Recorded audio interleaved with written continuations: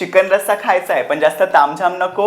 मग हा 10 मिनिटात बनणारा कुकरवाला चिकन रस्सा तुमच्यासाठी, ज्याची चव आहे आरारारा खतरनाक. तर मंडळी काय करायचं, घ्यायचा कांदा, टमाट, लसूण, आल्याचं तुकडं, हिरवी मिरची, तीळ, चवीपुरतं मीठ घालायचं. त्यानंतर हळद, लाल तिखट, धणेपूड, गरम मसाला, काश्मीरी लाल मिरची पावडर, दही, कोथिंबीर घालायची आणि मिक्सरला वाटून ना असं वाटण तयार करून घ्यायचं. आता पितळाच्या कुकरमध्ये घालायचं तेल, हिरवं वाटण जे एकदा बनवायचं आणि महिनाभर वापरायचं.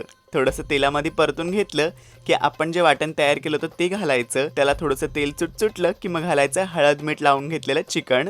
छान मिक्स करून घ्यायचं आणि ह्याच्यामध्ये 1 कपभर असं पाणी घालायचं. पुन्हा एकदा मिक्स करून कुकरचं झाकण लावून 2 शिट्ट्या दणकून करून घ्यायच्या मीडियम फ्लेमवरती.